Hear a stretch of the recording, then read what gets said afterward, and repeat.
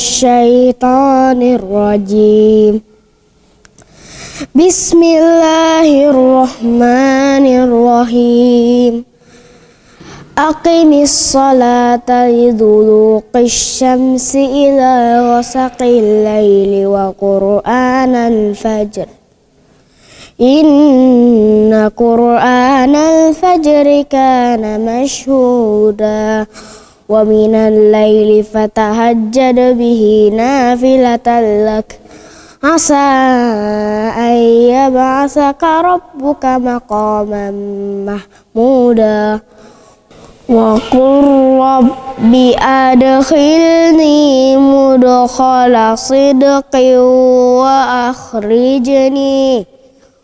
وأخرجني مخرج صدق واجعل لي من لدنك سلطانا نصيرا صدق الله العظيم.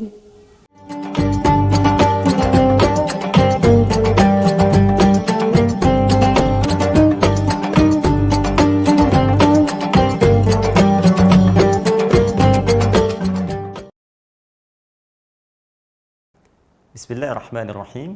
Assalamualaikum warahmatullahi wabarakatuh.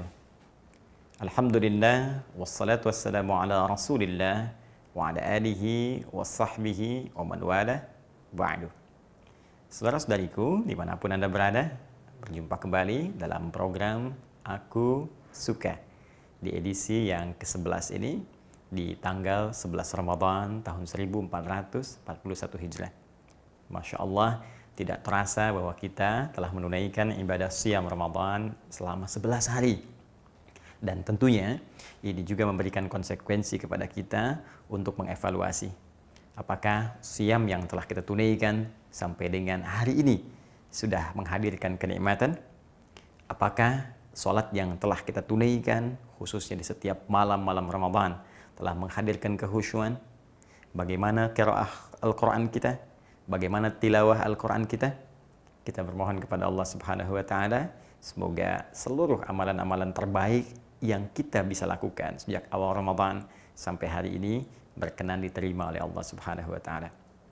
Baik, hari ini kita akan coba lanjutkan kembali bahasan kita, menyambung materi di pertemuan yang lalu terkait dengan amalan Nabi Sallallahu Alaihi Wasallam dalam konteks interaksi dengan Al-Quran pada waktu siam Ramadan.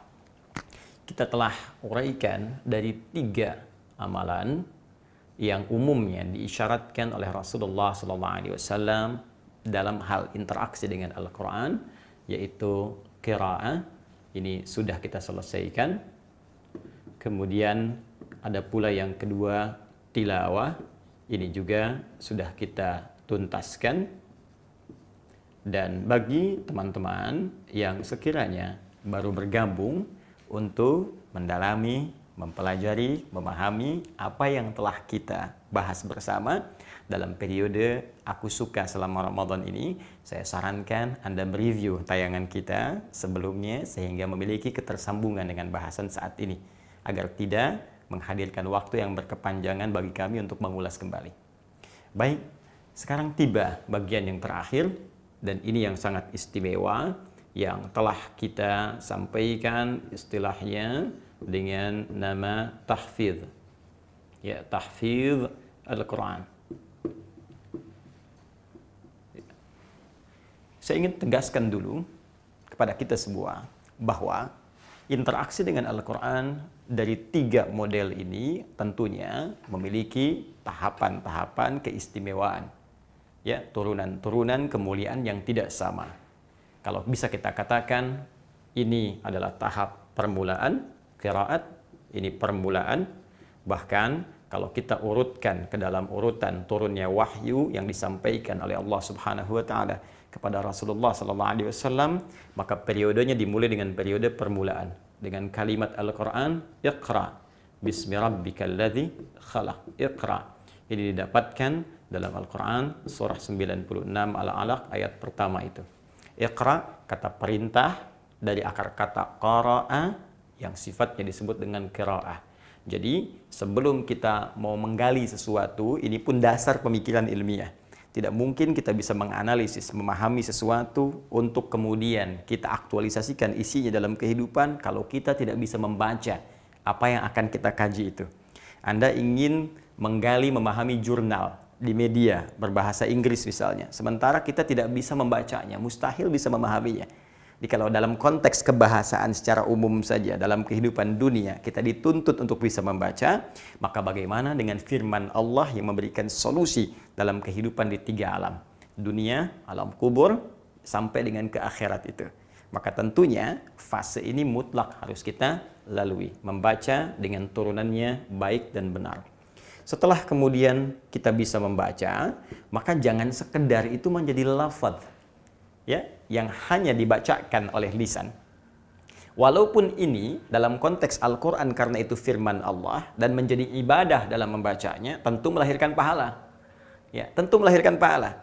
Bahkan seperti kita bahas dalam pertemuan sebelumnya dalam hadis riwayat At-Tirmidzi, Nabi menyampaikan, "Man qara'a harfan min kitabillah falahu asyru hasanat." Setiap yang baca saja, walaupun belum paham, dia baca, setiap huruf dia dapat 10 kebaikan. Seperti kita telah uraikan panjang dan lebar sebelumnya. Bahkan bagi Anda yang baru memulai dan terbata-bata membacanya, yatata'ta wa huwa syaqun alaih, sudah mengeja terbata-bata, berat mengucapkan hurufnya. Itu diapresiasi lebih. Dalam lisan Nabi disebutkan Allah berkenan memberikan kepadanya 2 kali lipat dari orang yang sudah lancar. Falahu ajran. Mengapresiasi keinginannya membaca, mengapresiasi bagaimana lisannya berusaha untuk membaca. Sedangkan yang sudah lancar dapat pahala dan ma'asyafratil kiramil bararah. Ukuran benar bacaannya juga diukur dengan perubahan perilakunya. Kata Nabi, kalau orang sudah lancar baca akan didampingi malaikat namanya syafaratil kiramil bararah. Kiram mulia, bararah baik. Jadi malaikat ini bukan sekedar hadir di sampingnya, tapi menjaga ia agar selalu bersikap mulia dan bersifat baik dalam kehidupan. Karena itu sering saya katakan, orang yang rajin baca Al-Quran, rajin menghatamkannya, pasti firman itu akan memberikan pengaruh kepada jiwa yang membimbing tubuh untuk berubah menjadi baik. Baru baca saja, kalau benar bacanya, rajin bacanya, pasti ada perubahan pada perilaku. Nah, kalau sudah kita dapatkan level ini, sudah lancar bacanya, maka Al-Quran langsung memberikan isyarat, bahkan hadis-hadis Nabi SAW yang telah kita bahas di pertemuan lalu, untuk naik level ke tahap tilawah. Ini tahap menengah. Ya, tahap menengah. Jadi, naik levelnya ke tahap tilawah, tahap bacaan dengan pemahaman, tahap analisis. Dan ini tidak harus kemudian Anda langsung 1 juz, 2 juz, 30 juz. Anda mungkin bisa mulai 10 ayat dulu. Anda bisa mulai 5 ayat dulu. Atau surat-surat pendek dulu. Analisis, dari situ lihat apa kaitannya dengan kehidupan kita, kemudian amalkan dalam hidup kita. Ya, kita bisa keluarkan sesuai passion kita saja. Ya, ini yang pernah disampaikan Nabi SAW dalam pengajaran saat di era beliau kepada para sahabat. Karena memang tujuan Al-Quran saat diturunkan, itu kan jadi pedoman hidup. Ya, pedoman ini kalau cuma dibaca, nggak dipahami dan nggak dipraktekkan, bagaimana kemudian kita bisa mengetahui manfaat dari pedoman dimaksudkan? Anda beli TV, ada buku pedomannya. Anda baca, tapi nggak Anda pahami, nggak Anda praktekkan, ya tetap saja Anda kesulitan mengoperasikan TV yang dimaksudkan. Maka demikian kehidupan kita yang kompleks. Solusinya ada dalam Al-Quran, disebut hudan. Bahkan saat diturunkan di bulan Ramadan, disebut langsung oleh Allah di Al-Baqarah, Quran surah kedua, ayat 185 itu. Syahrul Ramadan alladzi unzila fihi al-Quran hudal linnas. Saya turunkan kata Allah Al-Quran di bulan yang sangat mulia, di bulan Ramadan, bukan sekedar menjadi bacaan. Memang bacaan akan melahirkan pahala yang banyak. Tapi bacaan itu menjadi pintu untuk pemahaman. Ketika Anda pahami, Anda mengerti, kata Allah, di balik bacaan Al-Quran itu ada pedoman kehidupan. Pedoman ini hanya bisa digali, dipahami jika kita menerapkan konsep tilawah, bukan sekedar konsep bacaan biasa. Karena itulah kemudian periode-periode setelah lancar bacaan itu bisa diikuti oleh Nabi SAW, mengikuti petunjuk malaikat Jibril, maka dengan itulah kemudian beralih, bertransformasi kalimatnya. Allah berfirman, tidak menggunakan kata qiraah dengan kalimat perintah pertama iqra, tapi kemudian banyak pula redaksinya menggunakan kalimat tilawah, yaitu Utslu kata perintahnya. Seperti kemarin telah kita uraikan. Kita beri contoh. Setelah bacanya lancar, baik, turun perintah syariat untuk sholat. Bukankah sholat diperintahkan oleh Allah Subhanahu wa taala pada periode Isra Mi'raj itu? Setahun sebelum Nabi SAW hijrah ke Al-Madinah Al-Munawwarah. Dalam riwayat ada yang menyebutkan kurang lebih mau masuk tahun kedua, antara setahun 2 tahun sebelum hijrah. Artinya apa? Artinya setelah kurang lebih 10-11 tahun dari periode diangkatnya beliau sebagai Nabi dan Rasul. Usia 40 tahun, ya kan? Nabi SAW diangkat jadi Nabi dan Rasul. Kemudian usia 53 tahun, 13 tahun berdakwah di kota Mekah, baru hijrah ke Madinah. Sedangkan Isra Mi'raj terjadi pada usia Nabi 51 tahun masuk ke 52, artinya setelah 11 tahun periode Iqra. Ya kan? Muncul periode utslu ma uhya ilaika minal kitab. Bayangkan, baca, jangan putus asa. Kalau memang sekarang Anda baru belajar baca, nggak ada masalah. Iqra dulu dengan gunakan metode-metode yang sudah ada, yang semoga Allah berikan pahala kepada yang menyampaikan sampai dengan ke kita. Banyak sekarang. Ya, ada metode qiraati, ada ummi, ada iqra, ada macam-macam. Dan tidak perlu merasa kecil, dalami itu, karena Nabi pun memberikan petunjuk demikian. Setelah lancar bacanya, naik level ke sini. Ya, perintah sholat diperintahkan oleh Allah, tapi kalimatnya menggunakan utslu. Sebelum sholat, baca dulu, pahami dulu, lihat pedomannya, analisis supaya engkau paham, mengerti apa yang kau baca dan lakukan dalam sholatmu. Nah, kalau sudah kita masuk ke level ini dan merasakan perbedaannya, saya sering katakan kepada Anda, silahkan rasakan. Bukan sekedar pahala yang kita dapatkan dari sini, tapi akan ada perubahan kepada jiwa. Kekhusyuan, nikmat, tilawah beda dengan qiraah. Ada kenikmatan, ada ketenangan pada jiwa, ada perasaan yang berbeda. Kalau tak percaya silahkan, rasakan sensasinya, akan terasa perbedaannya. Kalau sudah khatam di sini, nyaman kita di sini, maka naik level pada yang ketiga. Dengan kemuliaan yang tidak sama, dengan pahala yang lebih melimpah. Level apa itu? Tahfidz. Ini puncaknya. Level ketiga, yang menghadirkan Al-Quran bukan sekedar tertuliskan di dalam mushaf, yang tidak setiap saat bisa kita bawa mushafnya. Dalam tidur, mushaf bisa terpisah dengan kita. Saat rapat, mushaf mungkin tidak melekat pada diri kita. Saat Anda para akhwat misalnya ingin belanja pun, ya, ke mall atau ke pasar atau kemanapun, belum tentu mushaf di bawah. Tapi Allah menawarkan isi dari mushaf yang berupa firman Allah Subhanahu wa taala, kenapa tidak kita alihkan dari lembaran-lembaran mushaf ke dalam jiwa kita yang paling dalam, sehingga terbawa oleh kita tidak hanya sekedar kehidupan dunia, sampai wafat, sampai kembali kepada Allah. Firman itu akan melekat pada jiwa kita untuk menjadi cahaya yang menerangi alam kubur kita dan memberikan syafaat saat kita kembali kepada Allah Subhanahu wa taala.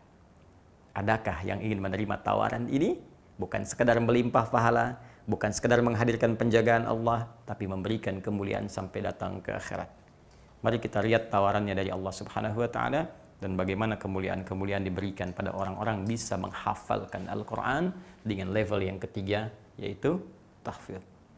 Tawaran pertama Allah berikan di Quran surah ke-54 ayat ke-17. Ini sering saya ungkapkan, ayat ke-22, ayat ke-32, ayat ke-40. Tawaran penuh motivasi, tawaran penuh memberikan optimisme. Kenapa saya katakan optimisme dan motivasi? Karena redaksinya memberikan tawaran yang sangat mudah dan meringankan untuk kita semua, sekaligus memberikan gambaran yang memberikan kita semangat untuk bisa menghafalkannya. Perhatikan kalimatnya, walaqad yassarnal qur'ana lidzikri fahal mim muddakir. Dan sungguh kalian jangan ragu. Lam harfut taukid, qad harfut tahqiq. Lam untuk menguatkan, tahqiq menjamin, memastikan. Kalau kita ingin terjemahkan, kata Allah, dan aku jamin, kamu jangan ragu. Aku kuatkan, aku yakinkan, jangan pernah ragu sedikit pun. Yassarnal qur'ana lidzikri. Kami telah mudahkan, aku telah jadikan ringan, mudah, kata Allah, Al-Quran itu lidzikri, untuk diingat, untuk dihafalkan. Ya, fahal mim muddakir, Maka adakah di antara Anda, hei hamba-hambaku, kalau aku sudah mudahkan, kamu jangan ragu, adakah di antara kalian yang mau menghafalkannya, yang mau mengingatnya, yang ingin naik status ke status yang tinggi ini? Saking mudahnya bahkan dijamin oleh Allah. Tidak ada sekat di dalamnya. Melampaui sekat-sekat sosial, sekat-sekat usia, sekat-sekat keadaan. Maaf, anak kecil, orang dewasa, tua, muda, lelaki, perempuan bisa menghafalkan Al-Quran. Bahkan yang paling dahsyat, yang melihat bisa, mungkin wajar. Yang matanya Allah tutup supaya tidak bisa melihat maksiat dalam kehidupannya. Kata orang dia buta, tapi kami mengatakan ditutup pandangan supaya tak melihat maksiat. Anugerah dari Allah Subhanahu wa taala. Bisa menghafal Al-Quran. Bahkan anaknya kecil, balik pun belum, mata belum melihat. Allahu Akbar, hafal Al-Quran. Ada yang divonis lumpuh otak, hafal Al-Quran. Jadi Anda bisa bayangkan, anak kecil, maaf, bisa hafal Al-Quran. Maka Anda yang pernah kecil, pasti bisa. Ya. Silakan cek. Anak kecil, hafal Al-Quran. Maka Anda yang pernah kecil, pasti bisa. Apalagi kita yang diberikan oleh Allah Subhanahu wa taala kesempatan sampai sekarang.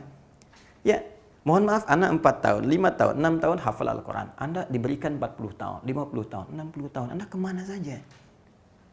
Dan Anda ingin mengatakan ingin mendapatkan surga Firdaus, ingin bersama Nabi, ingin mendapat derajat paling tinggi. Pertanyaan saya, bekal Anda apa? Di dunia saja Anda ingin mendapatkan status terhormat. Bukankah Anda harus berusaha dengan maksimal? Anda sekolah dulu sampai puluhan tahun. Anda belajar, ikut pelatihan, ikut training. Supaya apa? Hanya sekedar mendapatkan status dunia. Yang saat wafat, hilang semua status itu. Diganti dengan satu kalimat saja. Satu kalimat. Apa kalimat itu? Allah yarham. Almarhum. Lihat. Profesor, dokter, ya, master, sama saja. S1, S2, S3.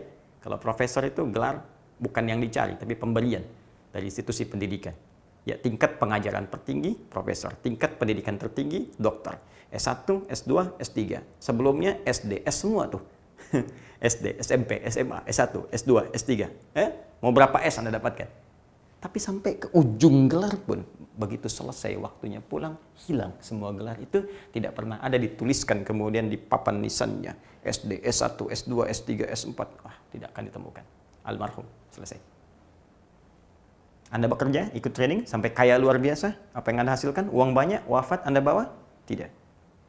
Tapi ini, kita akan bawa sampai kembali kepada Allah Subhanahu wa taala. Status yang paling terhormat. Karena itu, ketika Allah menawarkan ini, Allah berikan motivasi lebih kepada kita. Apa kelebihan menghafal Al-Quran dibandingkan sekedar baca dan tilawah? Allah langsung turunkan ayat di Quran surah ke-35 Fatir. Ayat 32 sampai 33. Perhatikan kalimatnya.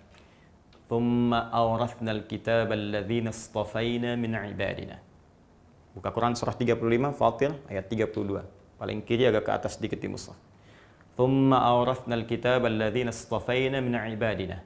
Kemudian kami wariskan, kami berikan pusaka di antara hamba-hamba kami yang kami pilih. Allahu Akbar. Kata Allah, ada hamba Allah spesial yang dipilih langsung oleh Allah, yang mendapat warisan Al-Quran. Anda dapat warisan dunia, dikejar-kejar, diperebutkan, ingin sekali. Bahkan ada yang berselisih, ada yang macam-macam. Ini Allah berikan warisan. Ya, warisan itu dalam konteks pemahaman bahasa sesuatu yang sangat berharga. Ya awas, jangan salah mengerti. Karena Allah itu hayyun la yamut. Ya, Allah selalu hidup, tidak pernah wafat. Allah yang menghidupkan dan mematikan. Kita hidup, dihidupkan oleh Allah dan wafat. Jadi kalau dalam konteks warisan dunia, pemberian untuk kita teruskan yang tidak akan juga dibawa untuk pulang. Tapi dalam konteks asalnya, warisan sesuatu yang sangat berharga. Allah punya sesuatu yang sangat berharga, ingin dianugerahkan kepada hamba-hamba terpilihnya. Allahu Akbar, terpilih. Siapa mereka? Faminhum muqtasid, faminhum zalimun li nafsi, faminhum muqtasid, faminhum sabiqun bil khairati biidznillah. Ya, Allah sampaikan, ada yang diberikan itu kemudian jadi zalim, ada yang tengah-tengah, tapi ada yang jadi orang baik. Dan terakhir ditutup dengan kalimat, itulah satu pemberian keutamaan yang sangat agung. Jadi orang yang mendapatkan anugerah Al-Quran, pertama dia menjadi hamba yang terpilih. Allahu Akbar. Yang kedua, dia mendapatkan anugerah teragung yang diberikan oleh Allah Subhanahu wa taala. Masya Allah. Anugerah terindah yang pernah dimiliki. Anugerah teragung yang pernah dipunyai. Belum selesai ayatnya. Teruskan ke ayat 33-nya. Jannatu adnin yadkhulunaha. Ya, dan orang-orang ini, penghafal Quran, ahli Quran ini yang mampu memelihara Qurannya, menjaga menjadi baik, Allah akan berikan hadiah masuknya nanti ke surga Aden. Ya, yuhallawna fiha min asawir. Nanti nggak masuk biasa, dihiasi dulu dengan pakaian-pakaian indah. Pakai gelang-gelang emas, ya, min dhahabi wa lu'lu'a. Kemudian ada permata-permata berkilauan. Pakai gelang emas, pakai permata berkilauan, pakai jubah. Bahkan di hadis At-Tirmidzi itu disebutkan, Qur'annya menyampaikan kepada Allah, Allahumma halli, ya Allah tolong hiasi orang ini. Ya, fayulbasu ilaihi tajul karamah, dipakaikan di atas kepalanya mahkota kehormatan, dipakaikan di bajunya jubah kehormatan. Dan yang paling dahsyat, kalau orang ini hafal Quran dan dimotivasi orang tuanya, dimotivasi pasangan hidupnya, kalau suami dari istri, istri dari suami, ya di keluarganya disiapkan satu ini, diikuti oleh yang lain, yang jadi walaupun cuma satu, maka orang ini berpeluang menjadi pemimpin keluarganya, yang dengan izin Allah bisa memberikan syafaat dengan Qurannya pada anggota-anggota keluarganya. Dia bisa gandeng ibu yang telah melahirkannya, ayah yang telah merawatnya, pasangan hidupnya, anak-anaknya, sampai keturunan ke belakang, sepanjang mereka beriman, beramal saleh. Dipimpin oleh orang ini masuk ke surga dan disambut oleh semua malaikat di pinggir surga. Ketika melewati setiap surga, disambut malaikat dengan mengatakan salamun alaikum bima sabartum. Dengan kalimat yang sama, di Fatir ayat 33, pembukanya sama dengan Quran surah ke-13. Ayat 23 sampai 24. Di sini jannatu adin yadkhulunaha, di sini jannatu adin yadkhulunaha. Hanya ini spesifik memberikan kisahnya. Ada orang-orang yang masuk surga lewat surga Aden. Wa man salaha min abaihim, dia gandeng bapak-bapaknya, ibunya yang saleh. Wa azwajihim, pasangannya, suami gandeng istri, istri gandeng suami. Ya, wa dzurriyyatihim, anak keturunan di belakang. Wal malaikatu yadkhuluna alaihim min kulli bab, dan malaikat menyambut di setiap pintu surga. Menyambut mereka. Salamun alaikum bima sabartum. Mengucapkan selamat kamu sabar. Saat orang lain sibuk baca berita online yang tidak jelas, saat orang lain sibuk dengan permainan yang tidak jelas, orang ini fokus sabar menghafal Quran, sabar dengan lelahnya, sabar dengan penatnya, sabar dengan kadang-kadang cacian orang-orang, sabar dengan banyaknya ujian. Dia sabar sampai dia wafat sebagai status ahli Al-Quran. Walaupun ada yang hafal 30 juz, ada yang hafal 15 juz, ada yang hafal 10 juz, tapi dia konsisten menghafal sampai dia wafat. Walaupun sehari satu ayat, sehari satu halaman, wafat dia diberi hadiah oleh Allah Subhanahu wa taala, diucapkan kalimat penyambut oleh malaikat. Selamat karena Anda sabar saat di dunia. Fa ni'ma uqbad, maka silakan nikmati tempat tinggal yang penuh sensasi yang tidak pernah dirasakan dan dihuni oleh orang-orang sebelumnya, oleh siapapun dari makhluk Allah Subhanahu wa taala. Status ketiga, tahfidz. Maka dari itu, siapa di antara kita yang berkeinginan untuk masuk dalam golongan ini yang dimuliakan? Bahkan terakhir Nabi sallallahu alaihi wasallam memuji golongan ini sampai dikutip oleh Imam Al-Bukhari dan bahkan Imam Muslim dalam kedua kitab sahihnya. Dalam 3 riwayat utama, pertama sahabat Ibnu Mas'ud radhiyallahu taala anhu. Kemudian ini di Al-Bukhari nomor hadis 73, di Imam Muslim nomor hadis 816. Kemudian ada redaksi kedua dari sahabat Abu Hurairah radhiyallahu taala anhu, nomor hadis 20.026, 2056. Kemudian yang terakhir riwayat Umar bin Al-Khattab radhiyallahu taala anhu. Masyaallah, Umar bin Al-Khattab radhiyallahu taala anhu, nomor hadis 2055. Kalau nomornya berbeda karena cetakan yang tidak sama, seperti kemarin yang saya sampaikan rumusnya, cukup Anda lihat rawinya, lihat redaksi hadisnya, Anda akan temukan kalimatnya. Baik.